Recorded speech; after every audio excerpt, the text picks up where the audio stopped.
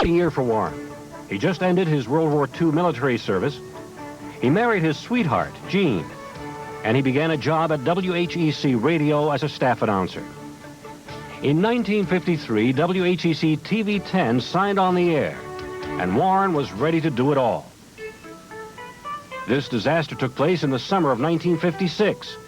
While vacationing in his native New Jersey, Warren heard that 2 ocean liners had collided. He immediately left for New York City, got on a boat that met the survivors, and filed reports back to Rochester. At 11:10 p.m., July 26, 1956, in the fog and darkness of the Atlantic off Nantucket lightship, the Italian liner Andrea Doria and the Swedish vessel Stockholm collided. 50 people, nearly all of them passengers on the Doria, were killed, another 70 injured. 20 years later, this program aired on TV 10. Among the survivors were Mr. and Mrs. Giuseppe Napoli. They had come from Valguanera, Sicily, and were on their way to Rochester, where relatives of Mr. Napoli were living. My father says it was 1 o'clock in the morning, and Captain Calamai announced over the speaker that they were going to abandon the ship, and anyone who was going to save themselves were to save themselves. A highlight in the early 60s, Eleanor Roosevelt came to Rochester. She participated in a television program, Face the Community, with Warren and former Xerox chairman Saul Linowitz. Another story Warren covered, one that's still talked about today, took place in the summer of 1964. Off the hose! Get him off the hose! The riots erupted after police arrested an apparently intoxicated youth at a street dance sponsored by the Northeast Mothers Improvement Association. The crowd of about 200 tried to forcibly free the prisoner. A call for help brought canine units to the scene. The crowd, further angered and growing in size, refused to disperse. Stones and bottles were thrown, hitting police and civilian vehicles. Well, I don't know. I'm just driving down Thomas Street. I'm going to get a bite to eat. I just got through work, and then before you know, I see a lot of people come towards us, and it's all I see is bricks flying. And what happened? They crashed through the windshield, the back window, everything. They broke all the windows on the whole car. This is Nassau Street, between Joseph Avenue and Hudson Avenue in the heart of Rochester's mainly black and Spanish-American 7th Ward. And this is where the riots started, a decade ago this summer. Well, Warren, we're back on the same street here in 1991. You did a lot of follow-up reports on the riots. In fact, you won the Columbia DuPont Award for Riots plus 10 years. What encouraging changes have you seen over the past, really, half a century here in Rochester, and what changes do you feel are most discouraging? Well, Gabe, first of all, I think the bad news is that the level of violence and criminal activity in this community has risen to a point that nobody would ever have dreamed of when I first came here in 1946. But the encouraging thing is that in the period, particularly since the riots and today, I think the people of this community have dealt far more sensitively and forthrightly with the social ills of our time. Things are not solved, but I think they're a lot better than they were. Some of Warren's reports were seen on national broadcasts. This next story was introduced by Harry Reasoner on the CBS Evening News. In this country, a continuing police problem is how to control unruly demonstrators without hurting them. Something new and different is being tried in Rochester, New York, as reported now by Warren Doremus of station WHEC-TV. Colonel, how would you describe this formidable piece of equipment behind us here? I think that this is probably going to be considered as the last word for police use in crowd and riot control. Why is that? The reason being that it will enable police to disperse illegal demonstrations, riots, and other similar instances with a minimum force possible. The soap bubble making and blowing machine was developed by National Foam System Incorporated originally to put out fires in basements and mines. 4 police officers were the make-believe rioters in this demonstration. Can you move over just a little bit towards me if you would, not too close. I can stop crying. Do you think this thing would be effective in a riot? Very effective. Why? Because you have to move. You can't stay there with it. Also from the 60s, the Soviet invasion of Czechoslovakia. Warren from Europe. It is only 1 hour from here to the Czechoslovakian border, and you can feel it. Tension is in the air, both figuratively and literally. For over an hour today, this reporter along with hundreds of thousands of others in Austria, monitored broadcasts from inside that brave little land, where for the second time in 30 years, foreign troops have seized control.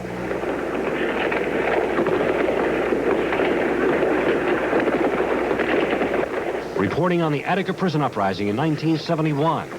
The hostages who survived were taken from the prison to hospitals in Batavia and Warsaw. At one of the two in Batavia, St. Jerome's, we found national ambulances waiting to transfer two of the more seriously wounded to Strong Memorial in Rochester. They assigned one inmate to each... One man was assigned to each hostage. To kill him? To kill him. Did you hear them say they'd kill him? Oh, yes. The man that I had his knife pressed against my neck. And he said the first shot the trooper fires and hurts everybody. He says, I'm going to cut your throat. What did you think was going to happen to you? Just exactly opposite what didn't happen. I figured this was it. Apparently that's what they wanted to have, and that's the way it's going to be. They weren't going to give in. Over the years, some stories carried a personal meaning for Warren, and none more than this story. His youngest brother, Robert, a Navy pilot, became a prisoner of war in North Vietnam in 1965. Warren traveled to Paris in 1971 with a group of Rochesterians to meet with the North Vietnamese and ask for humane treatment of the American prisoners of war. Eventually, after 7.5 years, Robert Doremus was released. This half-hour documentary aired in 1973. Well, generally speaking, in my first year, they didn't really have any plan, I don't think, for us. We were news to them. We were new people. And I think they didn't know what they had or what advantage they could take with us. But they weren't going to let go of us. They knew that much. Even convinced as you are that what you did was right and the service that you performed was necessary, how do you feel about it? Are you bitter? Well, no, I'm not bitter, because I do think that we came home in honor. And the basic thing is I came home. There are a lot of people, some 40 or 50,000, who didn't come home. And when the Doremus years returns, we'll show you how Warren reported on a Mafia hit. It's got all the earmarkings of a organized criminal element. It appears to be an actually very, very vicious, underhanded type of killing. I'll tell you what took place at this U of R event. Punctuating all of this with a veritable barrage of the foulest language you can imagine were, besides the performers, of course, teenage girls and boys of every description, from the cleanest cut types to the weirdest of weirdos. Later, as promised, Warren talks to the animals. The Democrats are going to take over the first of the year. What do you think of that?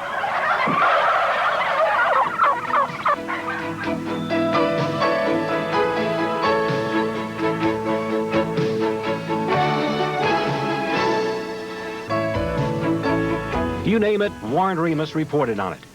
This is a portion of his report on a Mafia execution in 1978. Death came for Sammy G. in Genesee Hospital at 3:43 a.m., a little over an hour after the bomb went off, blowing this late-model black Buick sedan to pieces. It was an intensive explosion, ripping the car apart, sending pieces of it nearly 150 feet through the air. Windows in buildings on both Stilson Street and Main Street were shattered by the force. It's got all the earmarkings of a organized criminal element. It appears to be an actually very, very vicious, underhanded type of killing. And issues that affect us all. What can be done about the problem of acid rain? What is being done about it? In 1981, Warren went to the Adirondacks to examine the problem of acid rain. He also reported on child abuse. Spankings didn't seem to phase. They didn't bother him. They got harder and harder. I would throw him across the room. I threw him onto his bed one night because he wouldn't go to sleep and I was tired. Child abuse has been with us from the earliest times. Dickens reminded us of this particular kind of inhumanity with such unforgettable victims as Oliver Twist and Nicholas Nicklby's young orphan Smike, almost beaten to death. Then there was politics. Warren knew the movers and shakers, too. Vice President Humphrey came to Rochester in 1968, and Warren was there. Humphrey was given this donkey as a present. You think he might be a good luck symbol, Mr. Humphrey? Yes, indeed. I have a donkey like this. I have his name is Pietro. I have a donkey, yes. Warren did a half-hour documentary after Humphrey lost his run for the presidency. And there was no mystery where one could find WD on election night. It was always where the action was, bringing you the results. And there were those controversial issues. Here's his story on one of the first topless bars in our area. The first dance in each set has them clothed in short pants, halter, and usually a netting. The second dance finds the netting gone. The third is done topless. About 600 people living in Gates signed a petition calling for an end to topless dancing in their town. And the town's board action against it was unanimous. Town Supervisor Joseph Campbell said, "We're not trying to legislate morality. We're trying to determine what type of entertainment we're going to have in Gates." Unlike most people in the public eye who have something they want to get off their chests, these ladies will have to put something on theirs to be within the law as soon as it's published here in Gates. An opaque covering, usually called a pasty. And on this theater group that toured college campuses. This performance begins with the players, all beatnik types, coming from the back of the hall individually, whispering into the ears of the audience, "I can't travel without a passport." The whisper turns to full voice, then to shouting declaration, after which they begin whispering again, this time, "I don't know how to stop the wars." More shouting, then whispering, "You can't live if you don't have money." "I'm not allowed to smoke marijuana." And inevitably, "I'm not allowed to take my clothes off." Whereupon, aren't you just astonished to learn, they all proceed to strip. Now, the point of the presentation, which included a sporadic series of roughly staged tableaux, was that society is sick. The social structure must be altered by revolution, and that anarchy should prevail. Punctuating all of this with a veritable barrage of the foulest language you can imagine were, besides the performers, of course, teenage girls and boys of every description, from the cleanest cut types to the weirdest of weirdos. Well, I thought it was very interesting and great, and it was well worth coming here tonight to know that other people understand and really care about what's happening in this world today. You think that show is worth $7? Yes, I do. It was a very original experience for me. Well, I think they're just making money, and I'll tell you what, they got mine. For one minority viewpoint, for whatever it's worth, this reporter feels that any group of 24 young men and women who can combine nudity, four-letter words, and B.O. into a sellout attraction in the theater have really got something going for them. Warren Doremus, TV 10 News, strong auditorium on the University of Rochester campus. When the Doremus years continues, laughter and WD. I gotta tell you, Carl, that has got to be the most unusual act I've ever seen. And Warren and Eddie Meath, a team to remember.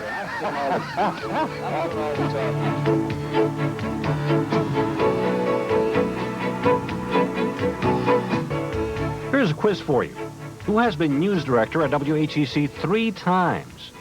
An anchorman. Barrow is reported in seclusion following his party's election defeat on the Caribbean island of Barbados. Community affairs director. Who's won a number of awards for his commentaries, such as this one on surrogate mothers. Well, there are many questions to be addressed by our lawmaking bodies, sooner, I would hope, rather than later. If we're going to have this act of procreation, let's get this act together. Who's hosted Early Morning, Entrada, and who helped to create the very successful Crime Stoppers program in Rochester? Crime Stoppers will pay up to $1,000 for information leading to arrest and grand jury indictment in this burglary. Call 423-9300. Well, if you said it was Warren Doremus who did all those things, you were right. But there is another side of Warren you might not be aware of. This guy has a sense of humor. Yes, he loves to laugh. Go ahead, say something. I'm doing all the talking this morning. That happened often on the Eddie Meath Show, first on radio, later a 2-hour morning show airing live on TV 10. We had a great time. I suppose the vernacular would apply here. We had a ball. Warren liked to have fun and did so, whether it was going up in a hot air balloon. From liftoff to landing, it is quite unlike anything I've ever done before. Ballooning is excitement, adventure, freedom. One of those things in life that make you say, fantastic, over and over again. Having a unique guest on one of his shows. And as they roost, the eggs begin to hatch. Hatch those eggs, please.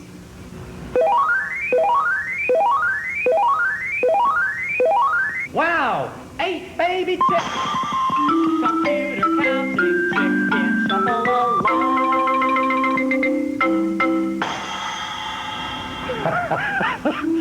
I gotta tell you, Carl, that has got to be the most unusual act I've ever seen. Computerized chickens here on the All Morning Show. Well, what better commentary? Or what used to be a Thanksgiving tradition in our newsroom, Warren and the Turkeys. As you know, another transportation bond issue got past the voters this year. And we therefore have every reason to expect that all our roads and bridges are going to be repaired. Do you believe that? Joe Altobelli and his Birds won the World Series this year. What do you birds think of that? Our friends at Channel 13 lost $50,000 worth of camera and recorder gear last year, but they got it back this year, thanks to Crime Stoppers. What do you think of that? Well, that's about all the time we have for those opinions or any others. Until next year, same time, same station. And when we come back, what are Warren's plans for his retirement? But first, here's a look at part of the Doremus family from 1982. Hi, I'm Warren Doremus, and this is my wife, Jean. And these are our grandchildren. We wish you a Merry Christmas and a Happy New Year. Happy holidays from Rochester's TV 10.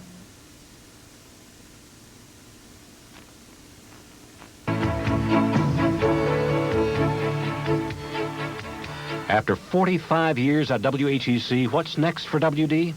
There is, of course, that documentary about some far-off exotic place in the world. But I'll need a grant for that, Gabe, and I've never even applied for one. I can learn. I need to take the time to do that, to search it out, to think about what is most important. There are still things I want to say. There are still places I want to talk about. People whose lives and ideas and society I would like to communicate to others. But nothing's set right now. Is there anything you'd like to say to all our viewers, your fans out there, people who've watched you all these years, something that you'd like to have them remember you by?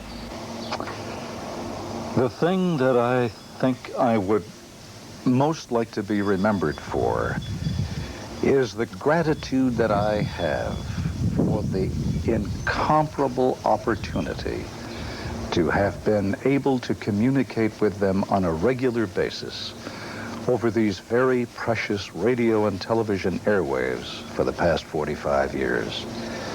That is a long time to ask people to put up with one face and one voice and one set of ideas.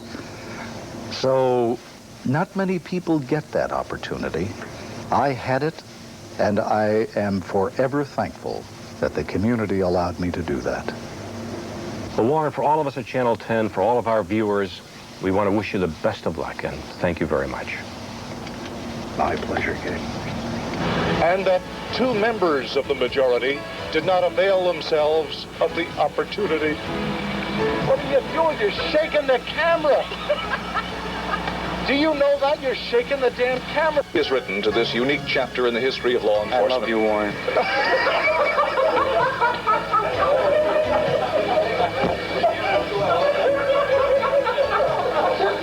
You gotta print it. I want to see that goes.